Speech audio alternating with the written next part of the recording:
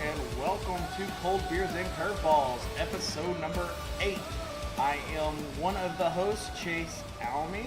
And right next to him is your other host, Corey Stevens. It is a beautiful May 3rd. Was May Day yesterday? I think May Day's the first day. Well, Whatever day that was, we killed Osama bin Laden.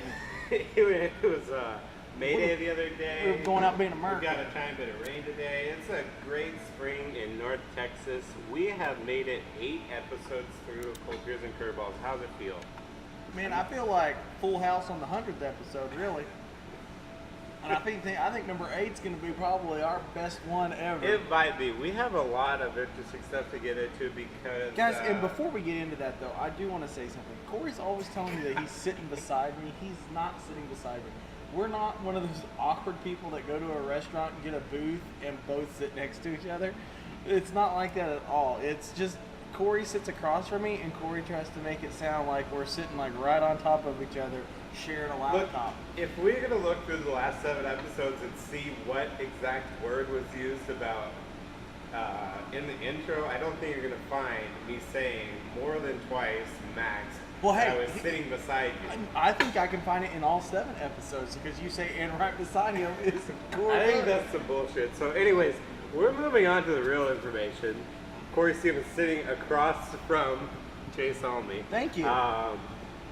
Over the last few days, the big conversation in baseball has been about racism. And why is that? That's because Orioles star Adam Jones went to Boston to play the Red Sox, stands there in the outfield, and then gets interviewed after the game and says, well, I got called the N-word a bunch, and I got some food thrown at me, so it was pretty unpleasant. Yeah, they threw peanuts at him from the third base dugout. Apparently in the outfield, he was called the N-word a few times, a handful of times he said. So it kind of became a big deal. The city of Boston condemned it. They president, said, sorry. yeah, sorry. president of the Red Sox apologized. Manfred's made some quotes, but CC Sabathia basically said in a conversation that he had that he's experienced the same thing Adams Jones did in Boston, though he's not since he's been with the Yankees because there's security presence in the pen. Sabathia also went on to say, we know, there's 62 of us, we all know, when you go to Boston, we expect it. And Sabathia said in his big league career, he's only ever been called the N-word in Boston. We gotta hurry up with our hot takes because FS1 is giving them right now on that subject. You know, in before them. So apparently, and it's been a real fast and furious education for me because yes, Boston gets a reputation as, you know, some hard-nosed blue-collar workers who drink beer and they call people names and they're kind of rough and tough. Sure, that's portrayed in movies, and apparently that's kind of real life. South Boston a little bit like that, but it wasn't so glaringly obvious to me until I, heard some more people talk about this, that Boston's very insular, and they don't really like anybody except other people from their neighborhood who like them. Yeah, it's a very cliquey area. I mean, even Bill Russell talks about it in his book about how the Boston fans were and the Boston crowd was.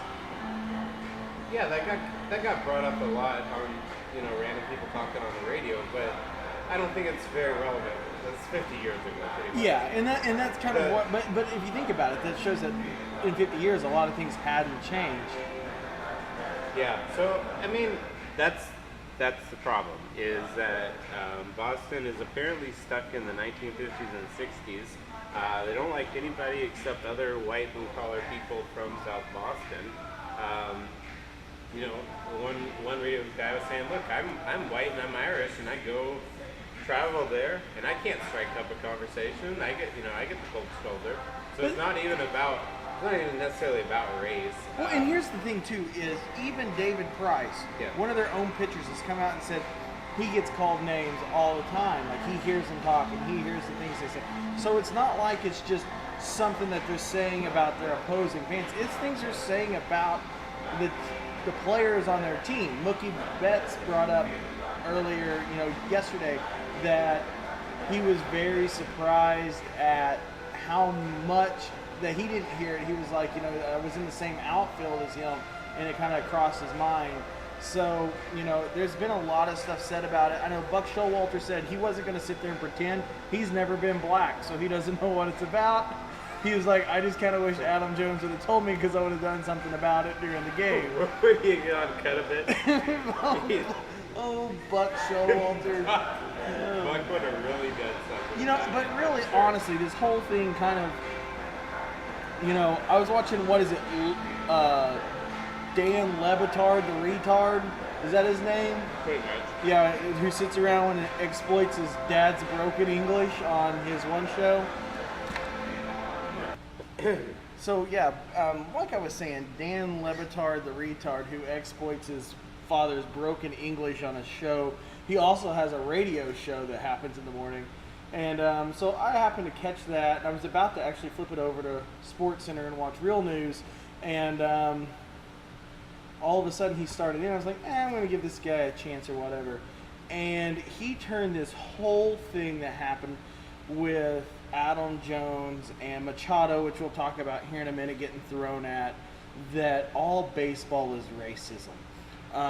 That it's whites that throw at blacks and brown, is what he said, or brown throws at white. It's still, and it's not. Because I remember a couple of nights ago, there was a deal with the Rangers, and I believe it was a white dude that threw at a white dude. So basically what he told me was that somewhere, possibly, the man that he exploits on his afternoon show may possibly be his uncle. Here. Because there's no way that a person who has a normal, common fucking thought that goes through his head would say that. Or anybody who's ever paid attention to baseball would say that. Guys get thrown out for different reasons. Here, for just 1 second, let's be real honest. Dan Levitard is doing this just to get reactions. Oh, yeah. No. He's being the Stephen A. Smith right now.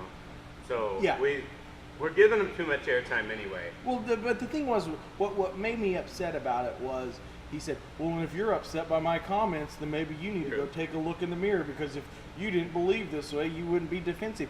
No, here's the problem. What I am so offended by is that there's someone that stupid that is paid to be that stupid. Right. Like, he doesn't even, if he wants to do somebody a favor, go Paul Walker a car out on the side of the road. If ever an executive is listening to this, we will gladly take over Dan Levitard's show and improve it for you. Yeah, I mean, Dan the Mexican Leprechaun, or whatever the fuck his last name is. I don't give two shits. He's fucking stupid. Yeah. Well, and I'm sitting there trying to enjoy my bowl of Home Run Crunch, and which, thank you, Ruth, for buying me Home Run Crunch. But I couldn't even enjoy it because there's an idiot on there that's like, oh, well, black people only get thrown at baseball. It's statistically proven. It's a mathematical equation. And I'm like, what math are you using? Common Core? No, I don't want to give him any more airtime. It's already making my blood boil. So let's go into real quick into Delino DeShields for the Rangers. He was talking about that when fans go to a baseball game for a relaxing, just have fun experience, have a couple beers, watch their favorite team play, and so he's saying if players are responsible for each other, you have a clubhouse, you have a team, you don't let people say stupid stuff, you don't let people do stupid stuff, you say, hey, if everybody's pulling their weight, you're gonna pull your weight too. Then fans need to be like that too. If someone is a couple rows away from you and he's using racial slurs and he's being an ignorant asshole, then you, as a fan sitting next to him, all of a sudden it is your responsibility. Go confront him, and that's what racists do. They will shrivel up. If you go confront them, they will shrivel up. That's the issue, and that's where it becomes the part of, I know at the ballpark in Arlington, they have the signs up. If you feel uncomfortable or whatever, if you need help, you can text this number and tell them what's going on. They'll come down and handle it. I haven't seen the sign.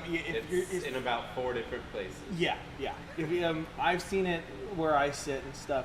But the main thing about it that I think, you're in that awkward situation where you're having to handle something that, outside of your beliefs and your conscience, you really shouldn't have to handle. That should be left up to the security. Now, they can't give a security guard for a fan. Like, you can't do a one-on-one.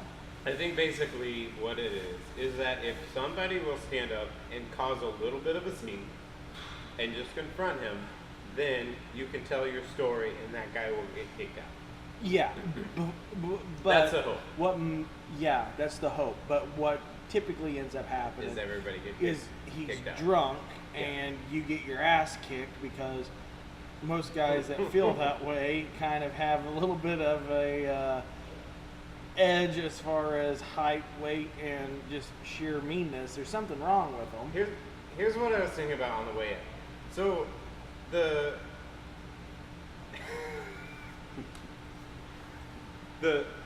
thing is, people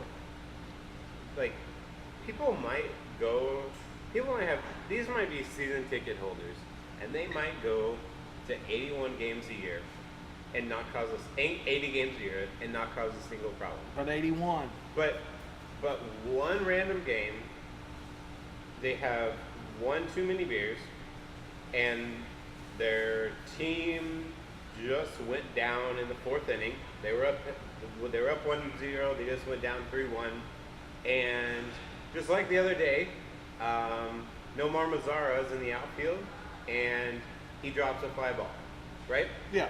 So routine error, and Mazara's. I don't think Mazara counts in the 7% of Major League Baseball that's African American, but that's irrelevant. So all it takes is it happens to be an African American outfielder make an error, and you've had a couple too many beers, and your team just lost a lead, when you let your ignorance show and you start throwing racial slurs around.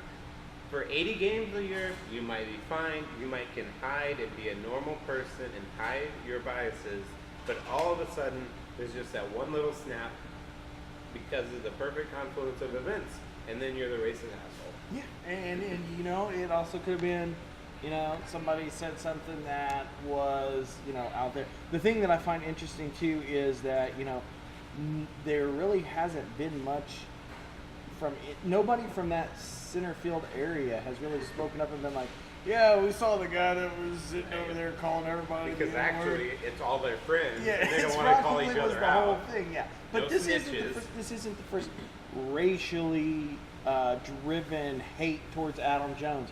A couple of years ago, Adam Jones had a banana thrown at him in San Francisco. With as open as San Francisco is as a place, you wouldn't expect that to happen. But, they threw a banana out on the field at Adam Jones. All it takes is one person. Yep, and that's what I think it is it's, Boston's having to deal with that. So the way that Boston thought they could handle this was by standing up and giving him a round of applause, like a standing ovation. Yeah, thank you for showing up today, Adam Jones. We're so sorry. We're very sorry. Yeah, Mookie Betts was out clapping his hands out in the outfield. It was a good time. Well, I believe it was the next batter or the batter after that steps up Manny Machado. And Chris Sale's like, we'll show Dan Lebatard he may be right. And he throws behind him. He doesn't throw up at him. Both benches are warned. There was no warnings given out before the game, so both benches are warned. He strikes him out. In the 7th inning, Machado hits a home run off Sale. So it's kind of like, all right, there we go. That settles it. No. That doesn't settle it. That doesn't do things for Manny Machado. Now, I like the Baltimore Orioles. In fact, I'm wearing an Orioles shirt right now. I like Buck Showalter. I like a lot of the players they have. I think I like the fact that they're showing people up after everyone said they were going to finish, 81-81. But my problem is he goes off on this cussing rampage of, this is fucking bullshit, he threw at me, people throwing at my head, they're throwing at me all the time, they're doing this, they're doing that. Okay, well, don't slide with your foot 3 feet up in the fucking air and nail Pedroia. Don't be an asshole. Don't take the longest time to walk around the bases after a home run. And you know what? Things will change for you. You don't like the way that people, if you can't, my mom's always said, if you're going to dish it, you better be able to take it. So if you're going to sit around and you're going to act like you're coxman in the fucking stadium 2 minutes before you walk in, then you better be ready to answer to it. Because they're going to throw at you, and right now they're trying to end you, Machado. And I am 100% for that because you're being a little bitch. If you don't like it, they have a league where they throw underhanded to you, and you only have to run 60 feet. Hey, that was me the other night. We actually won. Oh, look at you.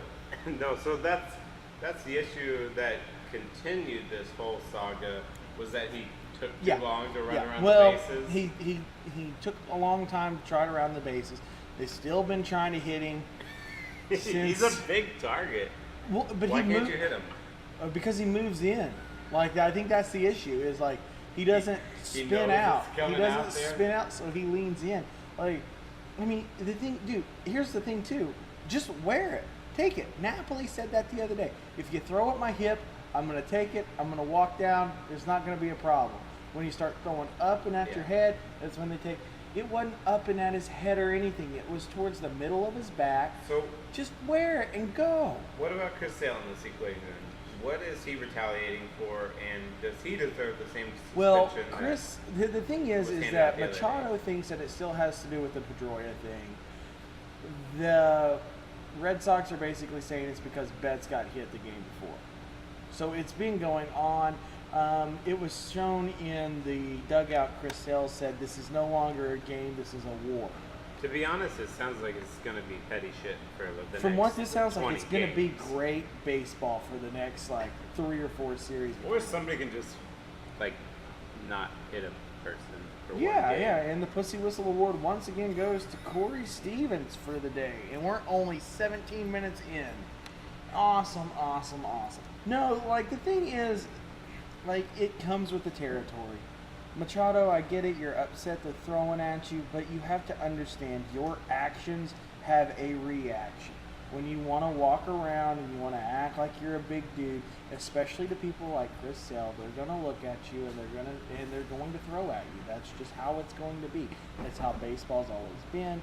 It doesn't look like it's going to change. The only problem that I have with the whole situation is the fact that MLB is thinking about suspending Sale for throwing, and I know we wouldn't be doing this if the whole Adam Jones thing happened. Good point. Yeah. That's all. That's the only thing I can come up with. I mean, I know they suspended Barnes 4 games. They're not suspending was it McCullers that threw behind Napoli the other night? Yeah, they're not going to suspend him. So I mean, I don't know what's going on with it. Hicks, what? I'm real tired of it. You got anything else on that? On the race stuff? No, on the Machado thing. I'm done with Machado. He's a little bitch. All right, so we're gonna move on to some news from the Mets organization. Noah Syndergaard has an oblique. No, that's the wrong muscle. That's Cole Hamels. He has a torn lat. Whatever, lats. Yeah, shoulder, doesn't matter. Shoulders. Do not delete that. So the word was that he came in from off season into training camp, loving the Thor personality, bulking up in the off season. He's been lifting weights all off season long, and just wants to be the hardest throwing starting pitcher in baseball. And apparently he didn't even throw. Apparently all he did off season was lift weights, and he wasn't even throwing. Well, I mean, he was on tour with his 2 other brothers singing Mbop for the 25th anniversary of Manson. Well, that's very unfortunate. Yeah. No, I mean, he's going to be out for 3 months. I think he didn't properly train, and he's paying the price now. Right. So he was, argument can be made that he was the hottest pitcher in the National League, basically. Yeah. He had some incredible games. So that's a big loss of Mets, who are already in last place. A quick look around. In Washington, Adam Eaton tore his ACL. Yeah, he's tore his ACL. He's out for the season, man. Yep. And then in Arizona, Shelby Miller, he's going to go ahead and have Tommy John surgery, and that'll put him out about a year and a half from the surgery. For some of our less LinkedIn listeners, who is Shelby Miller? Shelby Miller is a starting pitcher for the Arizona Diamondbacks. And the Arizona Diamondbacks are not in last place. No. And they would probably not go to the last place just because of that. They've been playing well, clicking on all cylinders. It doesn't matter what happens to them. So speaking of last place and injuries, let's talk about our Texas Rangers. Well, it just came out probably, an hour before we started recording. Yeah. That Cole Hamels will be out up to 8 weeks with an oblique strain. And this is just what we need, right? Yeah. Well, I mean, last time he was scratched. It's not like he's one of our 2 best pitchers. No. It's not like he carries anything. We desperately need him. Yeah. No, so he was warming up for the game the other day, and the alert comes literally 2 minutes before opening pitch. And he's like, apparently he felt it in his midsection. He's got a strain. And he talks to the bigwigs, and they're like, oh no, you're going to get hurt. Don't pitch. And so Alex Claudio did pretty darn well. He did good through the first 2 times. 4 innings, 5 innings. Yeah, 5 innings. Yes, yeah, he gave up that home run later. The Rangers were just using their bullpen the entire game. But they did okay for a while. But as everything always does, yeah. Freaking 7th and 8th. No, Cole Hamels. I was listening to the radio. I was in the car. Eric Nadel came on to say, hey, the coaches are walking the lineup cards out. And he's like, oh, and just a heads up, scratched from tonight's game is Cole Hamels. Alex Claudio is going to start. And I'm like, oh, well, that's... Oh, it's just great timing, right? Yeah, so Alex Claudio is the sidearm left-hander that's usually in the bullpen. The issue... There's not a lot of sidearm pitchers that can go deep in games. I mean, I think he performed admirably. He did. It's just, I don't think that he's going to be a pitcher that we can count on to give us 5 to 6 quality innings every time. Now, these are the Nick Martinez days. Yes. So we're rolling with him. Looks like Nick Martinez is going to be sticking around. I think he's spot starting tonight. And then I think... yeah, for AJ Griffin. But I think Griffin's coming back soon, and I'm sure Martinez will be. I mean, they might roll with just 4 for a minute. Yeah. But we're talking 6 to 8 weeks, maybe. I mean, maybe it's a miracle. It's only 3 to 4, but I doubt it. Because with the Rangers' help this year, there are no miracles to be had. Yeah, it looks like it's going to be Morton and Martinez tonight for the pitching matchup, and then Griffin will be back tomorrow. So yeah, they're on a 4-game losing streak right now. Yeah, well, I mean, last night started off great. Andrews crushing the ball. That was a hard hit home run. It was way up on the wall. But Lucroy followed it up, and he had one deep and almost left the ballpark. Mm-hmm. The Rangers were just teeing off. Here's what I love about the Rangers is the Rangers are great. They get your hopes up through about 6 innings. Yeah, it was pretty fun. And then, I was feeling real good in that second or third everybody inning. was feeling really good, and then the 7th inning hits. No one ever feels good about anything past the 7th inning anymore. I was listening to the radio today on one of the stations here in Dallas, and they said that 20% of all the hits by the Rangers are home runs. Past 2 seasons, 12% and 15% was what their average was. But out of all of their at-bats, 27% of those are strikeouts. It seems like a problematic number. Yeah, that's just strikeouts. That's not other outs. That's not ground outs, fly outs, anything like that. That's just 27% of their at-bats. So I don't know if it's we're going to be looking at a new hitting coordinator in the farm system and a new hitting coach in the big league soon, but definitely the offense is not looking good right now. It's either everyone's rounding the bases and they're only good with solo home runs, or we're striking out. Let's just put it this way. Houston is the Rangers from last year. They've got the it factor rolling. They are making the comeback wins. Their offense is clicking. Their pitching is doing fine. The Rangers will probably have like the inverse of the Silver Boot, the record last year. What was it, like 20-9 or something? It was crazy. Yeah. So the Rangers just don't have the it factor this year. They are being come back on against other quality teams. You look at it, and technically, the Rangers still get a split in this series, but nothing gives you hope. Everything points towards everything bad that can happen is happening, And the Rangers are going to be sellers at the trade deadline if we're still talking about this in a few months. You know, that's definitely what I was looking at as well with, I was trying to actually look up and see how many batters they have left on base so far for the first month of the season. Doesn't look like there's a stat on that.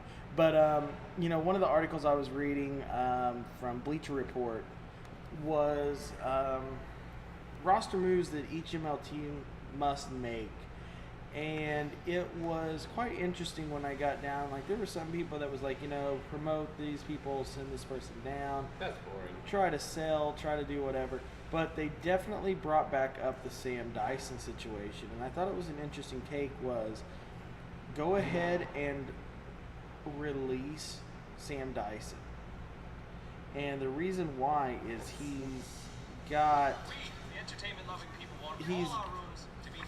$3.5 million. I believe it's a $3.5 million. 3.52 salary. Yeah. So it would be good if he there's a good chance he would clear waivers, so they could just sign him back to a minor league deal. Be able to get him off the payroll and maybe get somebody in there that can actually do something for him. Yeah. I feel like he can be used in those unimportant roles when we're losing 9-1 or. Yeah, when we're losing 9-1, we just need something to eat up the innings and take the fall. I feel like there's still a little bit of hope for him. I don't need him to be the closer.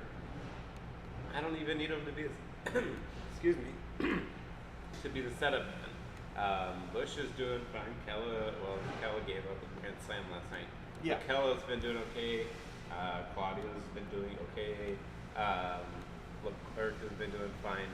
I'm okay with the arms that we have. It's just like when they give it up. It's not their ERI total. It's not their total performance. It's just that they perform super poorly when it counts. And when you've got a lead and you give up a grand slam, that's not a good sign. Right. Well, yeah. So definitely, it's been quite an interesting series so far, especially with Napoli getting thrown at. What was that, Monday night? Did he get? I didn't think he got thrown out. No, he got thrown at. Thrown at. Yes. Yeah, he got thrown out Monday night. That's definitely cleared. Oh my gosh. But the thing is it's been what two or three seasons now where this rivalry is finally heated up, and it's given us something really to kind of look forward to. I look forward to it. It's not boring baseball anymore. No, it's definitely not. And I like to see Gomez get in the mix of it because he was with the Astros right there before the Rangers picked him up last year. He's definitely still getting booed. Yeah. Houston fans are not really loving him. No, I mean you can't love a 143 batting average when they drop it. So. But no, definitely. Also, the Rangers are sitting in dead last, and right now the best record in the Mall Major League is the Houston Astros at 18-9. And who would have ever thought that? Well, apparently a few people did. Yeah, there was a few people. I mean, I remember people were picking them, but yeah, I don't think people were picking quite a 20-10 record. For the Rangers, no, I definitely for the did. Astros. For the Astros, yeah, for the Astros. 20-10. Yeah, because that's pretty much probably what it's going to end up probably 19-9 today. Yeah. What's the Rangers' record right now? It's 11-16. They're tied with Seattle. 11-16 sounds real good, doesn't it? Yeah.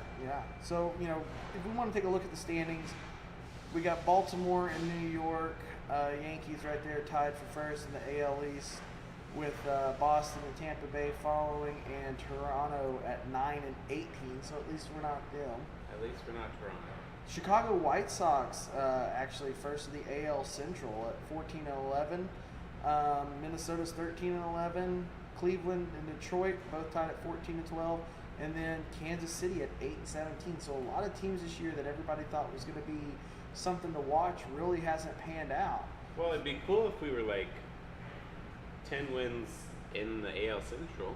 Yeah, it would. We wouldn't be quite so bad off right now, but we're about to be 9 or 10 games out if we don't watch ourselves for the rest of the season.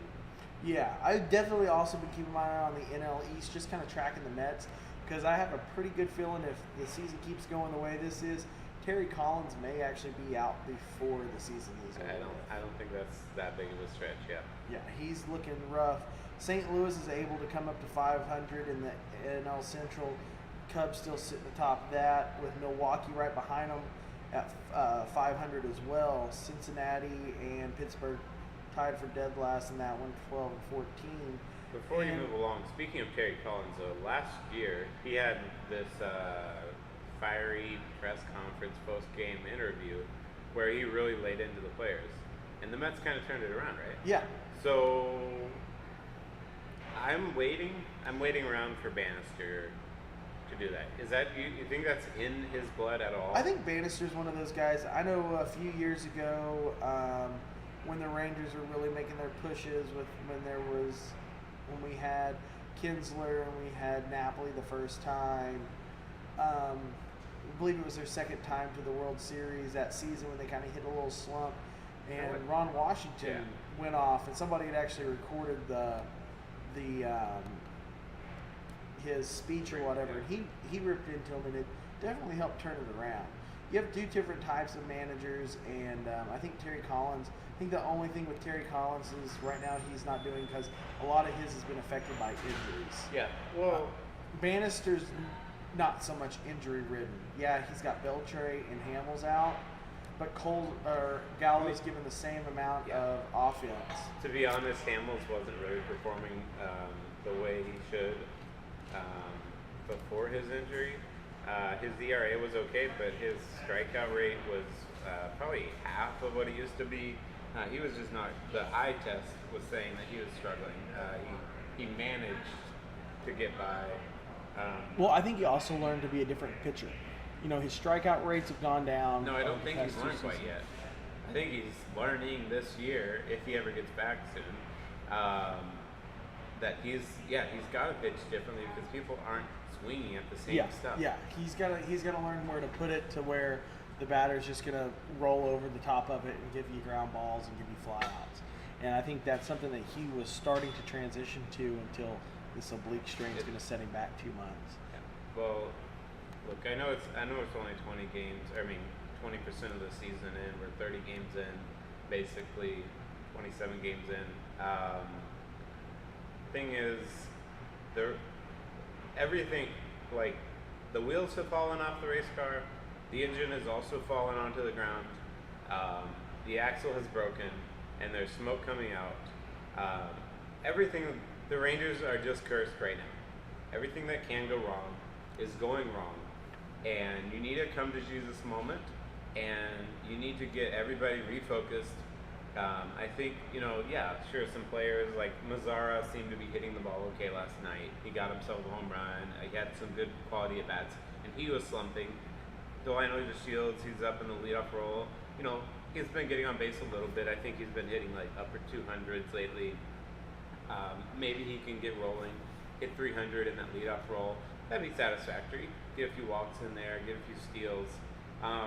But we need the bats to come alive, and we need the pitching to stop being good for 7 or 8 innings and then completely blowing it. We need them to be good in the moments they need to be good. Yeah, and the Rangers just don't have the moxie. They don't have the mojo. They don't have the it factor right now, and they are bad when they need to be good. Yep. No, the one thing I thought was interesting, I heard a former MLB player say that the Rangers need to get rid of Nomar Mazara, while the rest of the league doesn't know Nomar Mazara isn't any good. What does that mean? Basically, they're saying that right now he's kind of on a lucky streak, and that looking at the way that he plays and looking at everything else, you're saying that trade him while his value is high. Long term, he could kind of end up being like a profile. My thing, though, right now that I've noticed is what is he showing? Why is he like? What is his premise? That he thinks he's just getting incredibly lucky? That he's really not that talented at all? He's not that great of a fielder. He's not that great. He's got a good arm. His fielding in general is kind of like he's not taking the most efficient routes. Yeah. Like he's kind of shaky. Yeah. But even Gomez, we say that Gomez is a good fielder. And he's got the other night, later in the game, there's a little soft fly ball that you couldn't catch, but Gomez probably had the better spot, and he lost it in the lights. So even your best outfielders, your best quote best outfielders, are playing like well, shit and sometimes. one thing that I've noticed too is a lot of the left-handed homegrown guys that are coming through also have the same batting stance on the left-hand side. They're very open, and that slider that comes inside, they're getting taken advantage of. I don't know if any of that has to do with it. It's kind of a different. They all, like, if you look at Odor, you look at Mazzara, you look at Gallo, they all have that really open stance, and you throw a slider that's in the dirt coming in on them, and that's basically, you can throw that pitch 3 times, and they're never going to hit it. You know, and so I don't think that he was right in what he said. It was just something that I thought was very interesting and something to kind of entertain going forward, looking at things. But other than that, we've got the Rangers for the rest of the 2-game series, so we'll have that to talk about next time. I'm so excited about the prospect. Hey, it's not too late. I know Lids has buy one get one half off, so we can go, buy us some new Astros hats. So they got a fire sale on the Rangers stuff right now. Yeah, or I mean, we can pick us up some Astros hats for cheap, so we can start wearing those. Don't talk like that. Hey, I still wear my Nolan Ryan retro batting practice jersey from the Astros. Look, anybody can wear the Rainbow Warriors stuff, but what was really odd was about 2 seasons ago, I was actually contacted by MTV2 to be casted as an Astros fan. So I actually had to learn a lot about the Astros to do these quote-unquote casting calls that they were giving me. And I ended up not getting able to make it because I was married at the time, and they said people usually bitch out while they're married because their wives are like, I don't want you to be away. Probably would have saved mine. But other than that, Straight Talk, Real Talk. Straight Talk Wireless. Definitely. So in other news, going back, so a lot of people don't realize, but there's a lot of professional baseball here in Dallas.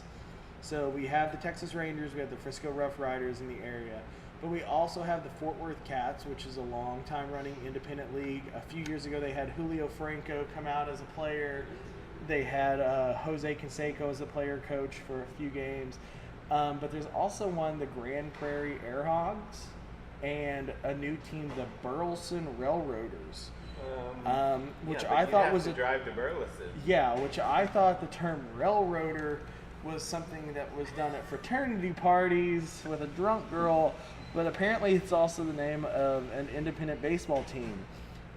So one who builds railroads. Yeah, a baseball team that builds railroads. So, but no, what I found interesting was, while talking to some people that were in one of the organizations, I don't want to say really what is going on or what is happening, because things like this sometimes don't fall through. So you want to say that you've got big news, but you got don't some news. want to talk about it. So, but you'd like to talk about it. So he used to play for the Rangers. Michael Choice. Michael Choice was released by the Orioles. He had a 38 batting average. That's .038. So he was released by Norfolk this year. So basically he could bat second in the lineup for the Rangers? Yeah. So, but I don't think it would be too much of a far-fetched idea if we don't see him back in Texas and in the Dallas area very, very soon. I mean, that'd be cool. Definitely be something to look forward to. As I hear more on that situation, I will let you know. Keep us posted, Big Shot. Oh yeah, there's definitely, so if you guys are looking for a cheap night out, or you guys want to do something that's fun, hit up one of these ballparks. How about we go to the Frisco game first, and then we go to Fort Worth game, then we go to the Grand Prairie game, and screw Burleson, and we give a drive. Right. Well, we can tell you where to go. Let's go to a few games. Grand Prairie has a pool. We'll have a episode where we talk 20 minutes about the wonderful experiences that we had. Good. I mean, yeah, definitely. DFW, if you're a baseball fan, is a place to go. And let us know if you guys are outside of DFW. We've been seeing a lot of people popping up on Instagram now and things like that. So what we're thinking about doing here moving forward is probably doing our normal news stuff, but definitely finding some topics to talk about. I know one of them that we've been really pushing on lately has been the difference in is American baseball going out of style and what they could do to bring it back, and bringing in different ideas besides the tired old regular baseball things. But we want to talk more about things. We want to see what all's going on. So give us some topics that you guys would want to hear.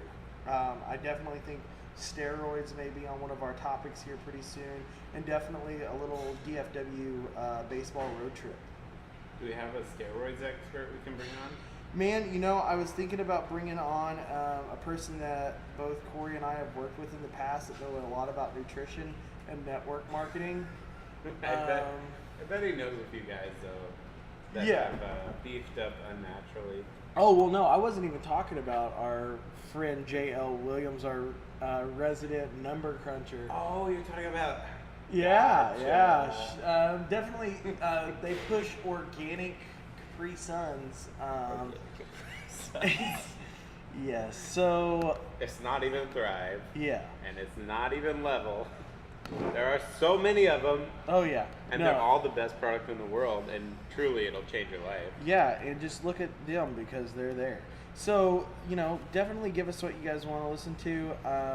Corey runs most of the Twitter stuff, so definitely hit him up, CB and CB Podcast. What is the Reddit feed? Well, I mean, I go comment on some relevant discussions that are happening.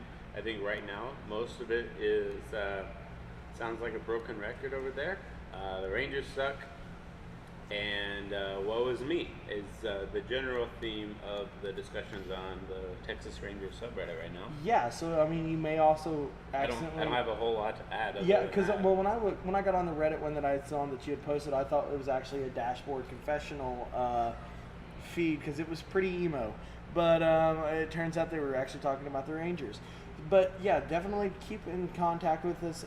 We're also on ML blogs, MLBblogs.com, Cold Beers and Curveballs, Instagram, Cold Beers and Curveballs, Facebook.com/Cold Beers and Curveballs, and keep posting and keep sharing and help us grow and help us grow and help us grow. We're on iTunes, TuneIn Radio, SoundCloud. I found out the other day from a guy that I was talking to that listens. He listens to a thing called Podcast Addict or something like that we're on. So apparently we're in a few different places that we didn't even know we were on. But definitely help us grow and interact with us and make this a fun process. If you're already one of our friends on Facebook or you know about us on Instagram or Twitter, hit up your friend, tag them, tell them about us. And if they're huge baseball fans, maybe we can record a conversation with them and get them on the show a little bit, or go meet them if they have some connections. We'll go to some cool places and broadcast from there. Yeah, and definitely if you're listening, I believe your Instagram name is Hey Mustache. We definitely want to have you on our show. It's always nice to meet Australian fans who love baseball. So other than that, guys, enjoy the rest of your week, and we'll be back with a recap from the middle of the week leading through the weekend. So enjoy some baseball while you're at it, and we'll talk to you guys next time.